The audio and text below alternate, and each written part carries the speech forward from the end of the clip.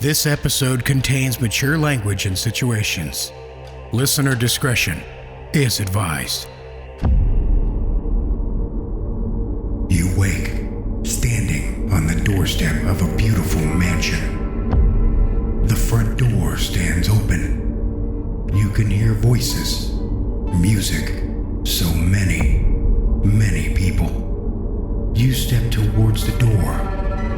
You have to know what's inside. You're lost. You have no memory of how you got here. It doesn't matter. Because now, you belong to the Grey Rooms.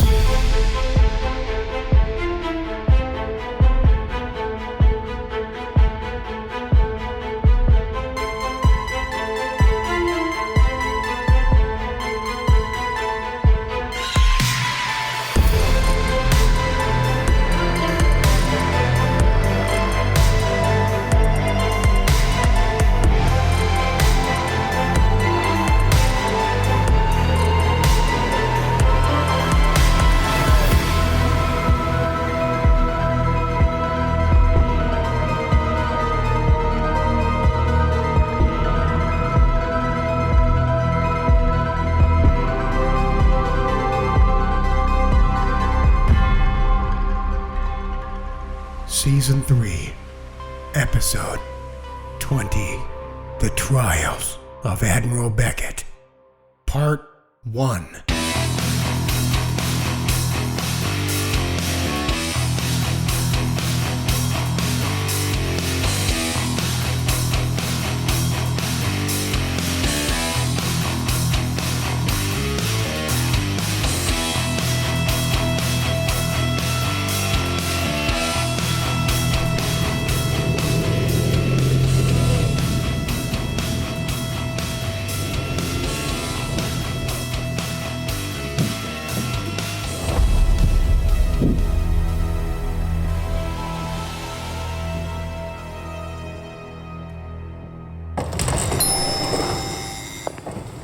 An air-conditioned breeze rushed past me as the automatic doors swung wide. I left the stagnant night air behind me as I entered the grimy truck stop just outside of Flagstaff, Arizona. The power of the Grey Room still sizzled around me as I breathed in the dry bleach and dirt scent of the market. It was all so familiar, but the last time I'd seen this place, it hadn't been with my own eyes. Racks of convenience food ran the length of the room, and the coolers along the walls hummed with quiet life. The cocky little shit behind the counter barely glanced at me before looking back at his communication device. I probably didn't look very imposing at the moment. Beside me, the shade, my son, Samuel, took in the room with barely concealed disdain. So much excess. And yet somehow this place is disgusting. And this is one of the richest countries on the planet. I've been to this world a few times now. This chapter in the history is a particularly dark one. What? Were you talking to me? No. I was talking to my son. He warily glanced behind me. Seeing no one visible, he likely chalked my actions up to psychological issues. A common problem among the general populace in this era. Yeah, sure, mister, whatever you say. You filling up? No, I just need some coffee. Is it fresh? I don't know. It's warm and it's brown. Help yourself. Without another word, he bent his head back to his device. I turned and strode down the far aisle. Open all night, the gas station offered several varieties of coffee and flavoring agents. I busied myself with the comfortable ritual of pouring cream and sugar. Do you know what you're going to say to him? No, not exactly. But I know how he thinks. I've seen what's in his mind. It should be easy enough to convince him that I'm no threat. And if he attacks you? Well, there are always other loci, I suppose. I took a sip of the coffee I'd poured for myself and nearly gagged. It was one of the most vile concoctions I've ever tasted. Coffee in hell tastes better than this. Incredible. Dad, is this... How sure are you? What if the Founder goes back on his word? Nothing for it now. We've made our choices and we'll have to live with them, or die with them, I suppose. We are the choices we make? Yes. There'd been an uncomfortable feeling in the air between us since my memory had been fully restored. I could tell it had affected him. We should talk about what we saw in those memories. I hope you know. That was me. But it wasn't me. I know. The fluorescent lights of the mini-mart washed out his translucent face. It was hard to make out his expression. That wasn't me either. I'd never turn on you like that, Dad. I don't know if that's because I'm how Alma made me in the illusion, or something else. He stepped forward, squaring his shoulders and looking me in the eye. But I won't let you down, like he did. I'm here for you, whatever happens. Come what may. Samuel, I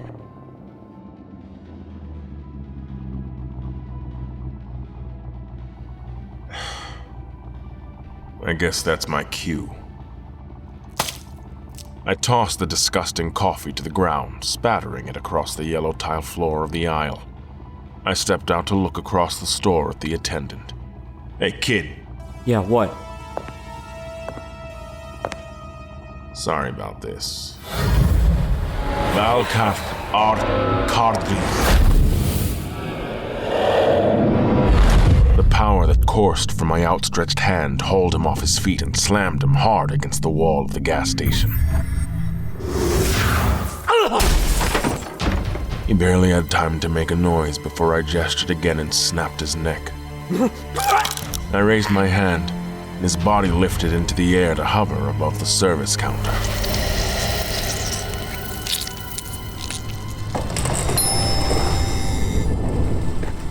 The man I was there to see stepped through the door to the market, eyes wide. It was bizarre to see him from the outside. The killer in the Oldsmobile. The servant of Astaroth. Good evening, John.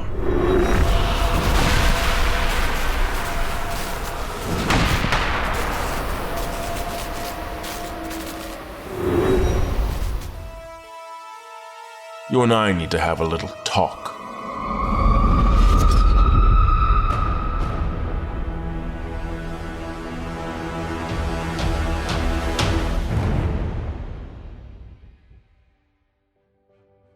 My chair, this time, was padded.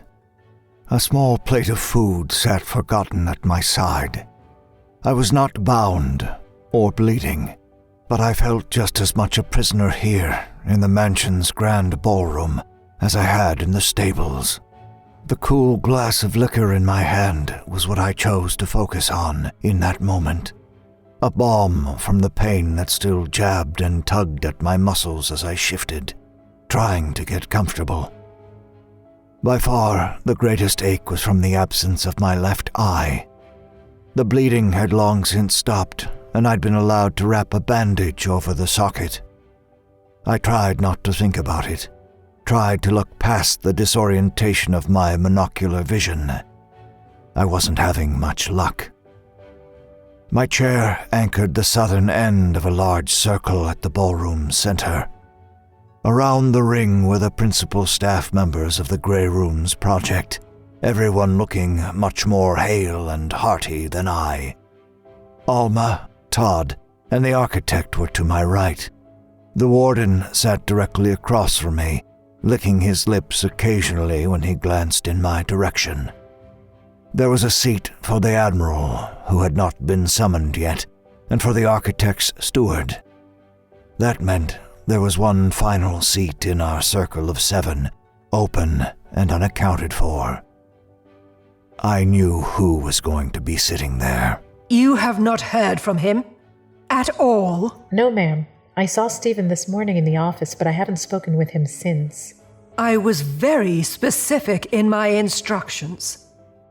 Perhaps I've been too lenient with him of late. I'll have to remind him what failure looks like in my domain. The warden had placed me in the room first. Alma and the architect had barely acknowledged me on their arrival. Todd had been giving me forlorn, miserable glances. He clutched a drink of his own, nursing it in an excuse not to stare. Well, we've waited long enough. Warden, go and fetch the Admiral. Of course.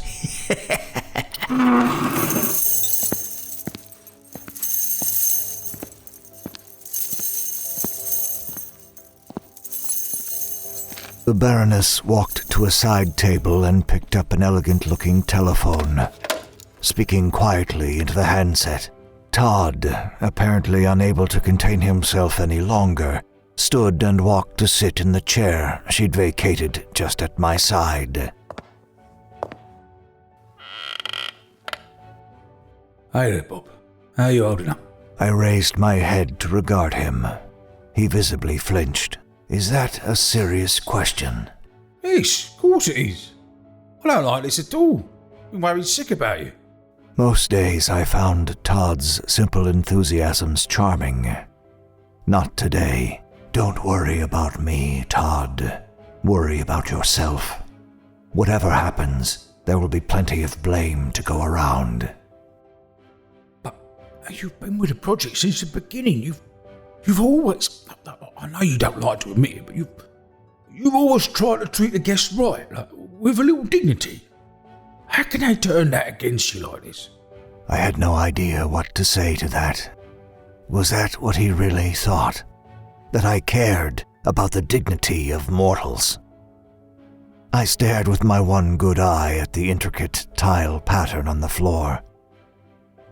What did I care about?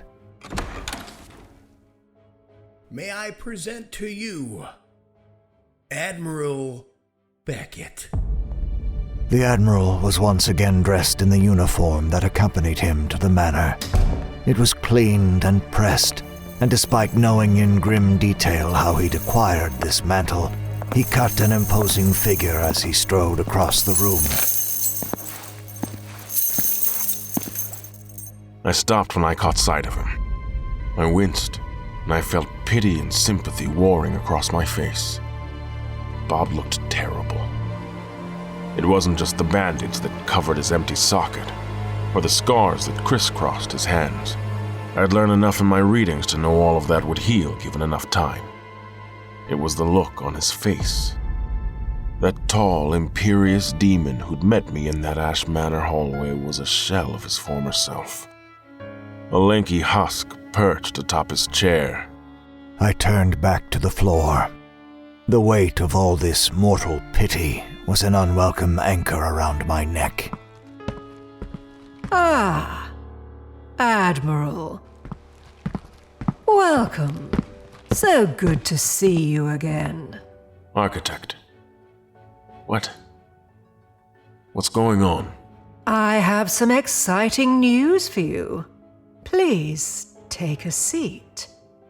You too, Todd. Under the architect's glare, Todd quickly moved across the room to another chair. He shot me a wary smile as he did, leaving me to take one of the last few remaining seats. We are gathered here today to celebrate the end of an era. We will soon be turning the page on Ash Manor. Onto bigger and better things for the Grey Rooms. I stared across the distance between us, at a loss for words. I'm done. I never have to enter a room again. What does that mean for me? An excellent question. You should know, Admiral, this is a most unusual circumstance.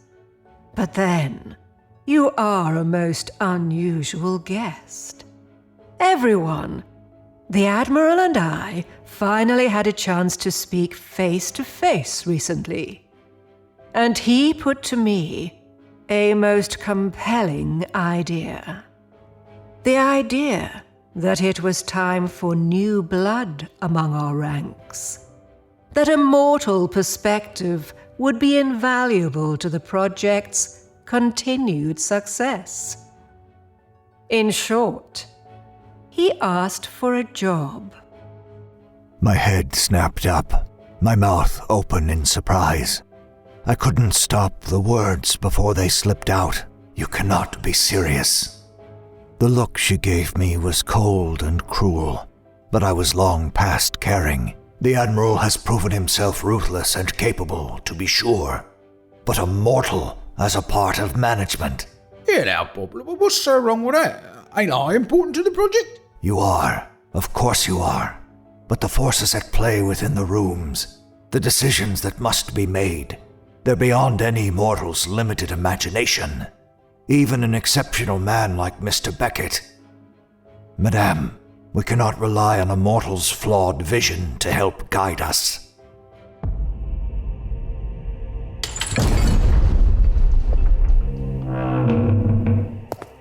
Whoa, old boy.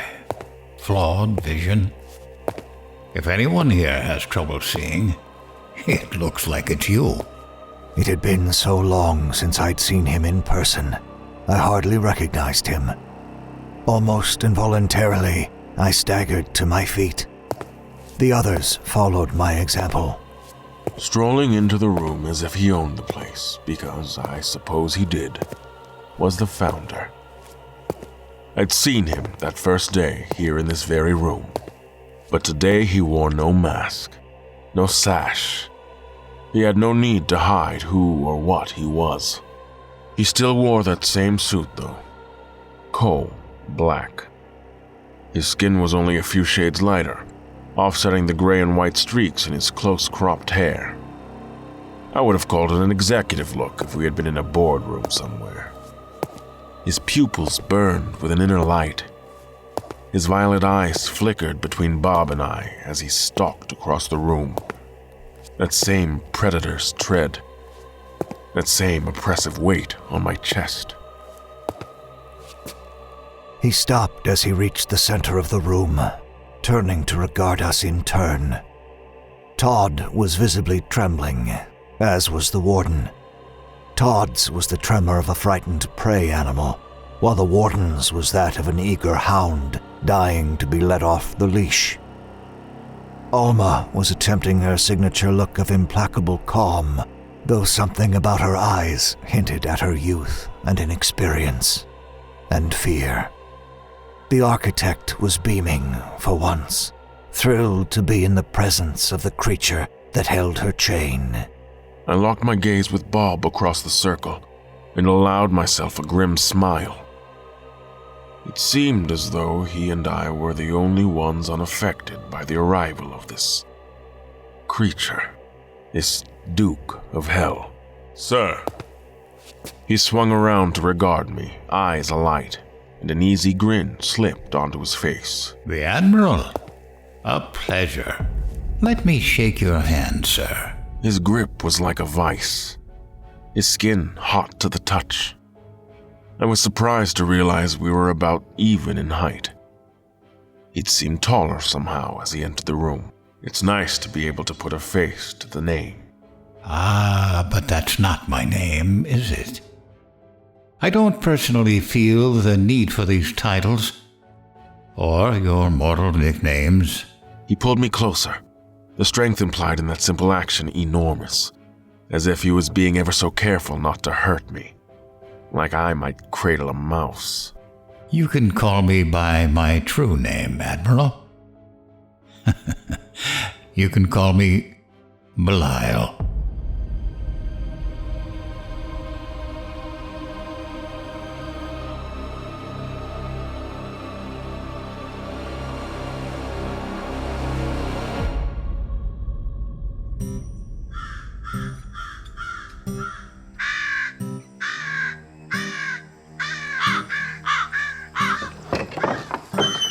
The door to the barn swung open, and I stepped from the dim elegance of the manor into the bright, dusty daylight of Jack's farm. Somehow it looked even worse on second viewing. Row after row of parched, desiccated crops stretched to the tree line. The man's tractor had been parked in a drunken stupor on the far side of the field weeks ago. Instantly, sweat began to drip down my forehead and slide along the back of my neck. It was inhumanly hot under the relentless sun. There, already cawing in a fury as they covered that poor excuse of a scarecrow, was a whole flock of crows. I started for the house, the ground cracking under my tread. I hoped to catch him now, when the farm was in this state, before the arrival of his late wife made the conversation a good deal more complicated.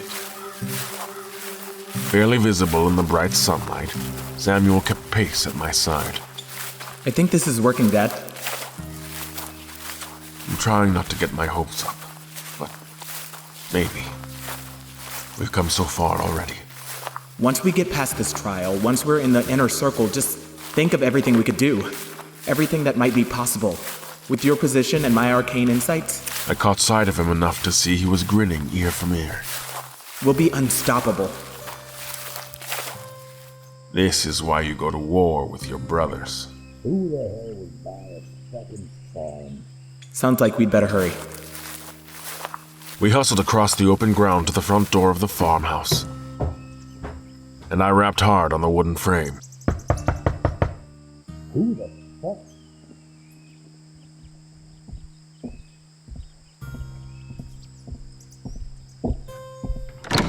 What the fuck do you want? He was even uglier on the outside than he'd felt to be inside. His thin lips were twisted up in a scowl, wisps of hair hanging in oily curls around his balding head. Tobacco and booze warred in my nose as his foul breath washed across my face. I tried to push past all that and offer up a kindly smile. Jack, right? My name is David. Yeah, so? You don't know me, but I know you, Jack. I know you very well, in fact. You've been having trouble with your farm, and I'm here to help.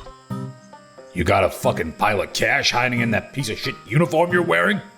No, nothing like that. I leaned in closer, like I was sharing a secret. I know about Liz and the fire. His eyes bulged from his head like meatballs, bloodshot. His mouth hung open, a gaping void. What the fuck did you just say? I know about what happened with Liz, and the fire, and the school full of kids. It's a problem, sir. One you're going to have to face, sooner rather than later. As if on cue, the wind behind me picked up. I didn't have to look to know his wife was going to work, readying for her revenge. Mister, I don't know what the fuck you're talking about, but if you don't get the hell off my property, and I mean right goddamn now, I'm going to... I simply stepped to the side, gesturing out at the field. Before our very eyes, crops were sprouting from the ground and the soil was churning with mud. How are you doing this? Unfortunately, this isn't me. Think back, Jack. You know who this is. Huh? She never really left. Liz, this is her doing. No, she's dead. She's dead. But she's not gone. And she's not going to let you go. Across the field, I saw the fire begin to kindle around the scarecrow. It looked like Liz's spirit wasn't happy I was here talking to her husband. I can help you, if you'll let me. What in the name of horseshit? That's her. She's here. It can't be. Who the fuck are you? I'm a friend, if you'll let me.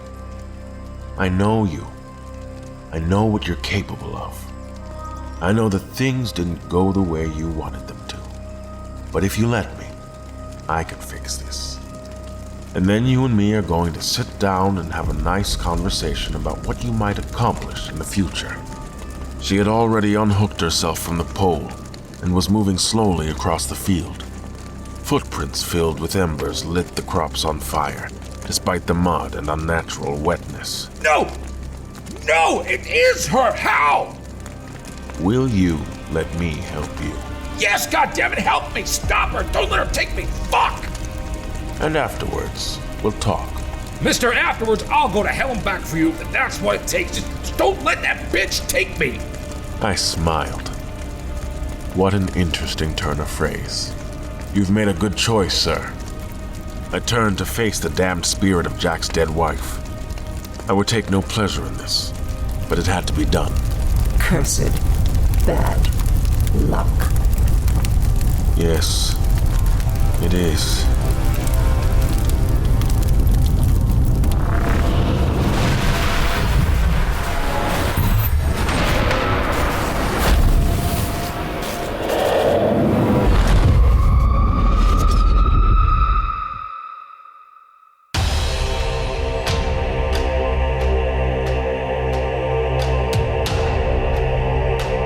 The Trial of Admiral Beckett, Part 1. Written by Michael Zenke, with performances by Eddie Cooper as Beckett, Michael Turrentine as Samuel, Mark Whitten as cocky little shit behind the counter, Graham Rowat as Bob, Margaret Ashley as the architect, Chantal Jean-Pierre as Alma, Jason Wilson as the Warden, Alistair and Mackey as Todd and Jack, and Joe Stofko as Belial. Musical composition for this episode by J.M. Scherf. Episode artwork, web development, and creative direction by Cassie Petit. Social media and Patreon management is by Brooks Bigley. Videography is by Hale Scherf. Audio engineering and sound design is by me, Jason Wilson. Once again, listeners, we love having all of you and wish you the best of health in this trying time. And we truly do hope that you enjoyed Part 1 of the finale, The Trial of Admiral Beckett. This is the first of 2 parts. We hope that you will be just as addicted to as we are. We also would like to take the time to thank our patrons once again, and to any of those who have taken the time to leave us a 5-star rating and a review. Those reviews keep us at the top of the charts and makes it easier for twisted souls to find the show. Patrons like Aaron Anthony, Amy Nikolai, Arthur Unk, Diver Ellie Dowell, Ellen Houghton, Emily Cullen, Jackal Bot Snows, Ronan Kumori, Jason Porras, Jeremiah Overstreet, Jessica Finch, Karina Sonina, Kay Davis, Kelly Bear, Klaus H., Kyle Wilcox, Laura Lupinetti, Lynn Browning, Lizzie B., Meza, Megan Pruitt, Michael Velez, Mike Devine, Mitch Gerrits, Michael Philic BG, Paige Pye, Patrick Stewart, Plen Plon All Night Long, Sean Gary, Shay Barbie, Sparky Anglin, Spirit Live, Stacy Thewis, Sybil McKinney, Talicia Gallman, The Original Nick Show, and Rona Platt. The Grey Rooms is also streaming for free on Spotify. Just get the Spotify app or open the browser and search The Grey Rooms. And we here at The Grey Rooms love our fans, and we want to give back to you in the best way that we know how. And we have lots of fun things to show you, and we hope that you love them just as much as we love them. You can find out more about us by joining us on social media. You can find us on Instagram, Twitter, Reddit, YouTube, and Facebook. And we took your advice and extended an olive branch to all of the tortured souls who have passed through the rooms. Our emotional support group is always looking to help you with all of your needs. And feel free to jump in there. You might need some after this finale. And let's not forget about our merch store. It's full of epic designs and logos for you to sport, showing the world you are a survivor of these very rooms. All of this can be found in the show notes and or on our website at thegrayrooms.com. We also have a Patreon channel, patreon.com/thegrayrooms. If you would like to financially support the show, jump on over there, find the tier that works for you, and sign up today. Bonus episodes, early release of episodes, and much more awaits you inside. We appreciate your help. And let's not forget about our Discord channel. If you haven't joined our Discord channel yet, you're missing out. One of the best and most active communities in the horror audio drama genre, in my personal opinion, and just a great group of people all around. You can meet the cast, you can meet authors, you can meet actors, patrons, and just listeners of the Grey Room such as yourself. So what are you waiting for? Go over to our Discord channel, jump in there, and get chatting. We have a lot in store for you in Season 4. But once again, this was Part 1 of the 2-part finale. We're finalizing Part 2 now, and we're getting that ready for you next week. We have a lot of work left to do, and we don't want to waste any time, because this is going to close out with a bang. And if you think that we're going to stop there, nope, we have to get right into preparations for Season 4. So get back to work I must. Thanks again, everybody, and we will see you next week.